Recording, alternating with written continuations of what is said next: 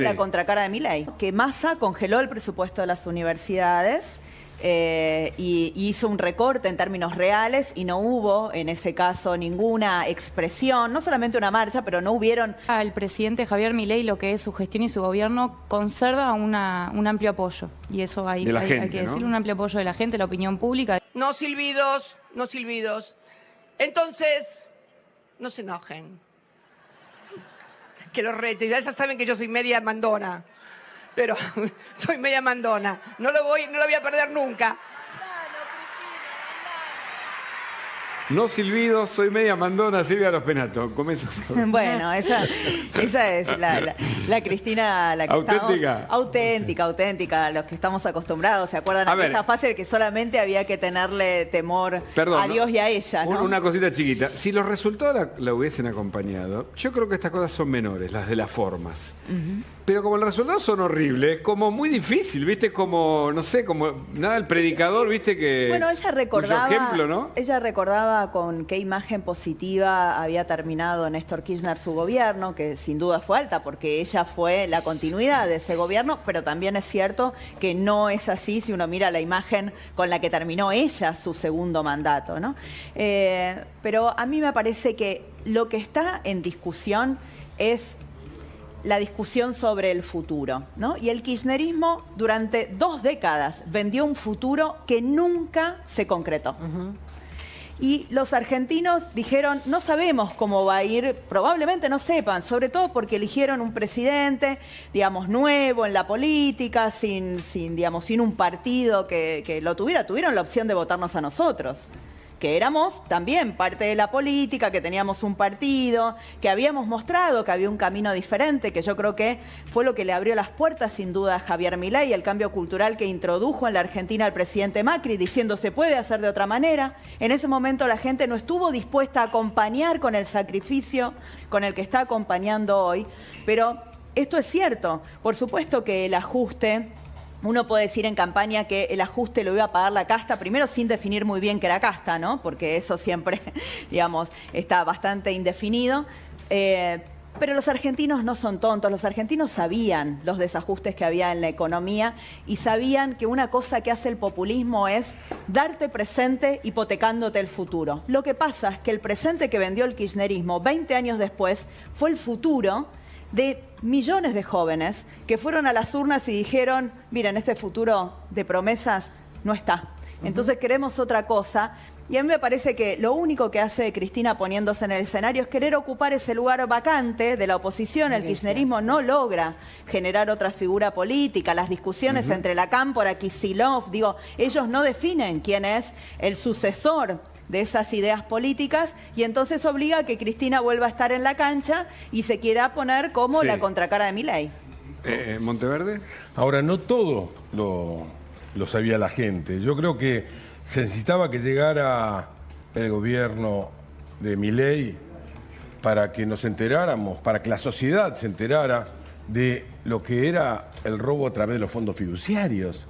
O alguien sabía, cualquiera de los que nos está viendo sabía qué significaban los fondos fiduciarios en la Argentina como mecanismo de robo generalizado, de lo que se hace en el Inca, con el presupuesto del Inca, una de las vacas sagradas, o la otra vaca sagrada con la cual marchaban y que moviliza aparentemente a toda la clase media, pero que creo que no es así, como las universidades, que hicieron una marcha contra la auditoría, porque eso fue la marcha, o para recuperar protagonismo un grupo de vivos muertos como los candidatos que pelean por ser líderes de esta oposición.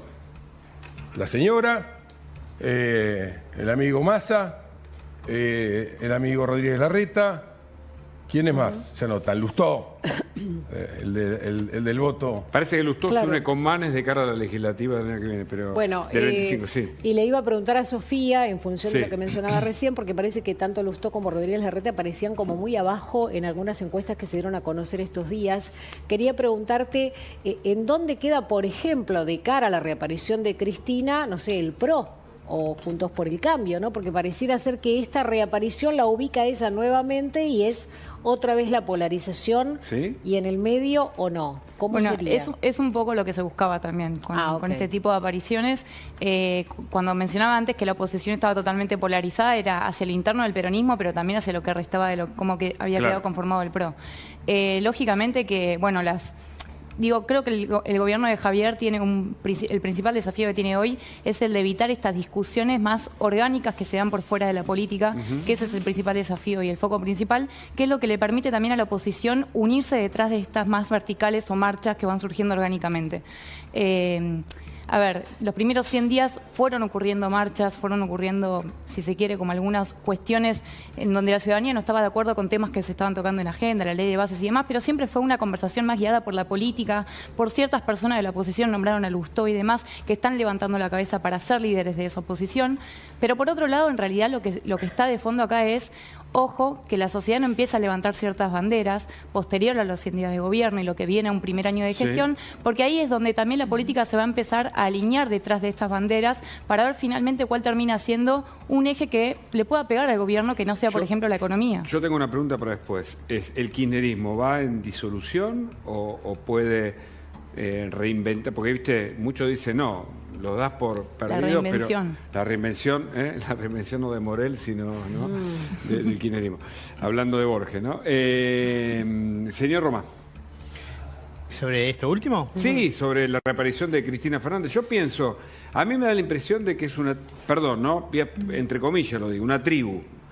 En realidad el tema tribus tiene que ver con la época en la que vivimos, pero yo veo, o sea, como no hay credibilidad, veo a alguien que sigue al kirchnerismo por sentimiento, ¿viste? Como un equipo, digamos, de fútbol, ¿no? Pero no por los resultados que ofrece, que son muy malos. Sí, bueno, por eso Cristina Fernández de Kirchner hace referencia del 2003 al 2015, digamos, ¿no? El último gobierno, obviamente, ni nombra al presidente, ni lo nombró hoy. Y se sintió parte, hizo una mención y ni lo nombró. Creo que bueno, que también esto que se decía, las discusiones a cielo abierto durante el gobierno marcaban también esas diferencias que estaban planteadas. Bueno, yo creo, coincido con lo que decía Silvia respecto a la fragmentación que tiene la oposición y me parece que Cristina Fernández de Kirchner se ve obligada a salir a ordenar un poquito, ¿no? Esta discusión. ¿Sabe ordenar o para no perder el poder? No, me parece que esta discusión entre la Cámpora, Axel Kicillof, muy intestina, me parece que genera también, profundiza esa fragmentación y me parece que lo que trató de hacer hoy es ordenar un poquito, pero siempre es ella la que tiene que salir a poner la cara por los demás, digamos, ¿no? La oposición peronista, kirchnerista o kirchnerista, si se quiere, no logra encontrar un dirigente que pueda aglutinar. Al gobierno, digamos, subirse, ¿no? Muchos dicen, ¿no? Como vagón de cola, subirse a la marcha estudiantil o universitaria. Me parece que nadie se subió. La marcha, digo, la defensa de la educación... Más ahí caminando entre ellos, no es... La defensa de la educación pública es una defensa porque es un logro de esta sociedad. Todo aquel que haya ido a la marcha y quiera atribuírsela está en un error. Digamos. Y eso quedó claro. La marcha es una marcha de la sociedad porque la educación pública y los límites que pueden llegar a tener el sistema universitario, digo, se pueden discutir y yo creo que no era por la no autonomía, porque cuando los periodistas preguntaban, todo el mundo decía hay que hacer una auditoría. La autonomía de la universidad también formó parte de la discusión. La transparencia en las instituciones públicas tiene que ser un valor que no se puede enajenar. Eso tiene que estar siempre. Ahora, la educación pública y el sistema universitario es un logro de esta sociedad y viene del 18, digamos, no viene del kirchnerismo. Está claro. Entonces me parece que ahí hay una cuestión que el gobierno tiene que atender y no salir a tensionar más, porque en la tensión me parece que no termina de resolver los problemas. ¿Sí, bien? Sí. Yo coincido que el gobierno tiene que leer bien la marcha, porque la marcha fue una marcha de yo creo, que expresa el sentimiento mayoritario de los argentinos, que es a favor de preservar una educación pública, una educación universitaria, pública, gratuita, federal y de calidad. Todo eso, digamos, hay que ponerle después los bemoles de si en la realidad es tan federal como debiera ser, si tiene la calidad que tiene que tener, pero me parece que el valor, y de hecho cuando se miden, y aquí tenemos una consultora, cuando se miden a las instituciones, la universidad pública es una de las instituciones mejor valoradas por los argentinos, y sí creo que eso no quita en lo absoluto que tengan que utilizarse como todos los recursos públicos, porque si hay algo que pasa con la educación superior es que millones de argentinos que nunca van a pisar un claustro universitario sostienen la educación superior. Entonces, es un deber moral la transparencia, es un deber moral la austeridad, ¿no? Es un deber moral asignar bien los recursos del Estado. También quedó claro para mí, para el gobierno, y por eso después salieron a decir que era una causa noble, que los argentinos no estamos dispuestos a ceder en aquello que creemos que hizo grande este país, ¿no? Y yo lo digo de verdad, como primera generación de universitarios de mi familia, egresada de la Universidad de Buenos Aires.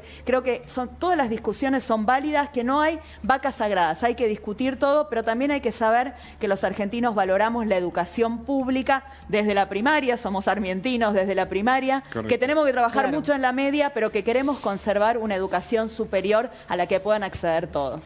Agustín, ¿cuál es la postura respecto a las auditorías? Aquí nadie discute el que la educación siga siendo universitaria, sea pública, que la gente pueda acceder a la educación. Eso en ningún momento el gobierno lo puso en duda.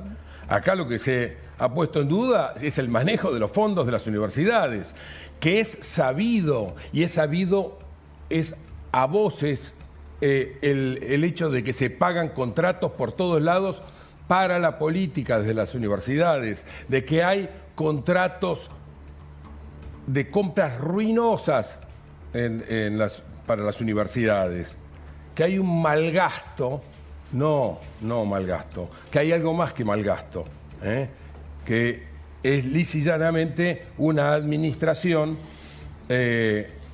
incorrecta de fondos públicos. Y esos fondos no salen de un repollo, se los sacan a la gente, porque todo se paga con los impuestos, y uno de los impuestos es la inflación, que pagan los argentinos.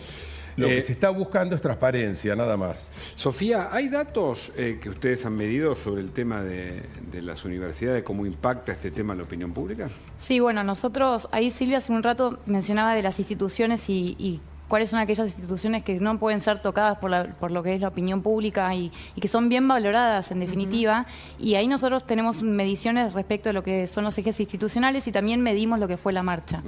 En términos institucionales, y no por eso no fue casualidad tampoco lo que fue la victoria de Milei, siempre lo que fue la educación pública y la salud pública para los argentinos fue lo mejor valorado. A pesar de esto, hay que hacer cambios, hay que darse la discusión dentro del ecosistema político mismo. Me hiciste acordar a lo que pasó con la marcha de las escuelas en medio de la pandemia, de la cuarentena, sí, ¿no? Claro. Es decir, fue un efecto, uno de los que más le pegó al gobierno, me acuerdo, ¿no? Y mismo, el cierre de las escuelas en su momento. En lo que era en la pandemia mismo, lo que era el apoyo hacia la salud pública también. Entonces, hay ciertas discusiones que la sociedad no quiere volver a darlas. Y eso es importante. Tal vez son las discusiones que la política se tiene que dar dentro de los recintos y dentro de las instituciones reales donde tiene que ocurrir, y son las discusiones sobre cómo llevar adelante el presupuesto, cómo ejecutarlo, cómo eficientizar el Estado. Esas son las verdaderas discusiones. El resto es si está bien, si está mal, si la sociedad argentina quiere o no la educación pública, me parece que no hay que ponerlo arriba de la mesa directamente. Claro, pero lo están planteando, es una discusión más política que económica, más allá de que lo plantean como algo económico, porque aparentemente, por los números que se manejan, los recortes fueron menores en cuanto a las partidas de universidades que en otros, otros aspectos. Es el segundo renglón que menos se cortó, ¿sí? Claro. O sea, vos ves algo político. Las ayudas sociales que acompañaron a la inflación. Detrás de eso, universidades. Y después siguen los otros recortes. Usted dice que hubo cierto agite de un sector de la política, entonces. Pero por supuesto. Ajá. Pero por esta supuesto, marcha acá sí ha querido Agustín, ser aprovechado. Es un tema, ¿eh? No, Es un pero tema. digo, No hablamos de la marcha, hablamos de la previa para llegar a la marcha. Bueno, con el desfinanciamiento ¿sabés por que qué? denunciaron. ¿Por qué esta universidad, esta marcha tiene tanto peso? Porque está fundamentalmente movilizada por los rectores. No, Claro. no por el kirchnerismo, no por Massa, no por la política, por los rectores. Perdón. El Consejo A ver, sí. es el que Permítanse, movilizó la marcha. permítanse el intercambio, perdón. A ver. Por Lustó y Jacobiti. Ah. Vamos, pero y a ver, ¿quién lo maneja? No, Pero- si fuese solo eso, no tendría el carácter federal Pero, que tuvo. por favor, apagan la luz del hospital de clínicas, no la del rectorado. No hay otro lugar para apagar las luces. Van a apagar las luces del hospital. Yo no voy a defender a nadie. Yo lo que digo es que me parece que hay una cuestión que tiene que ver también con un ¿Vos no ves problema algo real. político detrás, Pablo? Algo... Pero por supuesto que es político. No, ya sé que todo es político, quiero decir. Sí. Porque fueron discusiones No, que tuve hay- con hay- muchos. hay O dos sea, es un co- hay- reclamo real desde hace muchos años, pero de repente surge uno- ahora. Uno puede Sí, decir, a ver. por un lado, ¿no? Que Massa congeló el presupuesto de las universidades y hizo un recorte en términos reales y no hubo, en ese caso, ninguna expresión, no solamente una marcha, pero no hubieron siquiera expresiones. Pero también hay que decir que el tema de no tener presupuesto hace que las universidades no tuvieran previsibilidad y que la verdad hasta el mes de marzo no habían recibido ningún reajuste de la partida para funcionamiento. Entonces hay que poner, digamos, realmente hay que sopesar ambas cosas. Hubo un problema de gestión definitivamente en la relación con los rectores, eso es innegable porque después de que empezaron las manifestaciones empezó a acelerarse, digamos, el envío de recursos, pero yo quiero decir una cosa, no hubo presupuesto, entre otras cosas, porque Massa, candidato, lo acordó con Milei, candidato, ¿no? Ambos acordaron que no hubiera presupuesto. Juntos por el Cambio pidió en cada sesión que se tratara el presupuesto.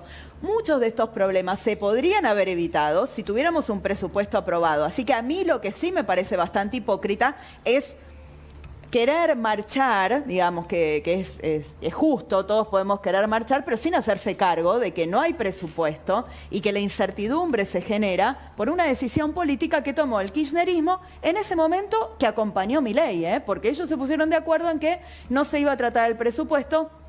Al presidente hoy es una herramienta que le viene muy bien, porque parte del ajuste se puede hacer con poca discusión porque no hay un presupuesto aprobado. Así que, digo, tenía cierta lógica para él si quería ser presidente. Ahora, Massa también sabía cuáles eran las consecuencias si perdía la elección de dejar, digamos, al país sin presupuesto. Y yo creo que en la política uno puede hacer cualquier cosa, lo que no puede es no hacerse cargo de las decisiones que toma. Yo pensaba que hace 20 años, cuando surge el kirchnerismo, también había una atmósfera que pese al 22% de los votos que había obtenido Néstor en su momento, una atmósfera y después el viento de cola, la soja, los commodities, etcétera, que acompañó el proceso. Y pienso, y se lo pregunta a Soledad, si algo así le pasa a Milei, aún con el 56% de los votos, ¿no? Es decir, muchos dicen el gobierno está solo, con el Congreso en contra y todo el peronismo, el kirchnerismo y lo que queda de los sindicatos también. ¿Qué pensás? ¿Qué dicen los datos? La verdad que todavía el presidente Javier Milei, lo que es su gestión y su gobierno, conserva un amplio apoyo. Y eso hay que decirlo, un amplio apoyo de la gente, la opinión pública. Digo, lo que es la opinión pública es fundamental para lo que es la legitimidad del gobierno, no solamente los primeros 100 días, el primer año y los primeros 2 años hasta las elecciones intermedias, sin dudas. Sí. No, por favor. Sí, lo que me parece que hay que empezar a ver, y no es menor, digo, el día anterior a la marcha tuvimos el discurso del presidente. El discurso del presidente con la palabra, con el concepto de superávit. ¿Cómo impactó? Bueno, ese discurso impactó de manera súper positiva en las redes sociales, obviamente es lo que se buscó. Digo, yo hablo de las redes sociales también porque es donde se encuentra la mayoría del electorado y donde la mayoría del electorado de Javier Milei también se expresa vía los principales canales de las redes sociales. Pero era, durante un día, superávit, al otro día era el recorte y ajuste, las palabras que sonaban por el tema de la marcha universitaria. Entonces, eso en términos de reales terminó cayendo en la imagen digital de Javier Milei en 11 puntos. Y esto no es menor. Fue un hito de lo que ocurrió realmente para el presidente. ¿Por qué? Porque la realidad es que lo que ocurrió con la marcha es que fue una marcha orgánica, fue una marcha social, fue una marcha que, a pesar de tener un objetivo político, lógicamente, porque esto también es de agenda política en términos del recorte presupuestario, la realidad es que fue la sociedad expresándose en redes. Y eso lo que te demuestra es de un día al otro, Milei perdió 11 puntos en lo que fue la conversación digital. Mira. qué Es un datos, montón. Es un montón. Es un montón. Silvia, el lunes, bueno, empieza el tratamiento de la ley bases. ¿Qué se puede esperar? Porque en principio en gobierno están... Esto, viste, no, es una serie de todos los días tenemos un episodio, viste. Son muy optimistas, por lo menos en diputado, piensan, Francos dijo hoy conseguir 150 votos, pero ¿qué se espera? ¿No? Bueno, ¿por dónde vamos? Debo decir primero que llegamos a esta segunda vuelta de la ley de bases con un trabajo completamente diferente, un trabajo realmente donde el gobierno se involucró mucho en la aprobación de la ley, el ministro Franco jugó un rol central, el presidente de la Cámara Martín Menem también, con los bloques, trabajamos mucho, discutimos mucho y finalmente creemos que tuvimos un dictamen que tuvo más votos que el dictamen anterior, 61 votos el dictamen, y creo que tiene los acuerdos suficientes para que la ley pase sin sobresaltos en una sesión que va a volver a ser un poco larga, va a empezar el lunes, va a terminar el martes a la tardecita noche. ¿257 diputados son? 257, sí. Va a ser larga, se va a tratar junto con la parte fiscal que quedó, digamos, escindida, pero que son una unidad porque al principio vinieron juntos los proyectos, después se separaron, ahora nuevamente se despacharon, así que primero vamos a tratar bases, después vamos a tratar el paquete fiscal. Yo creo que finalmente se llegó a una ley de consenso. Y así funciona la democracia, ¿no? Los oficialismos en minoría... Los oficialismos en minoría pueden gobernar. Digo, nosotros somos la prueba. 4 años el presidente Macri en minoría. Pudimos completar nuestro mandato, pudimos gobernar. Ahora, ¿cuándo sacamos más leyes nosotros? Cuando supimos negociar en el Congreso con la oposición. Claro. Y esto es lo que hizo ahora, digamos, el gobierno en esta segunda vuelta de la ley de bases. No apurar el trámite, dialogar, escuchar, llegar a acuerdos y por eso yo espero que finalmente el martes esté por lo menos la media sanción para que el gobierno tenga las herramientas que pidió y después, obviamente también confío en que las utilice bien, ¿no? Porque son herramientas para implementar un plan.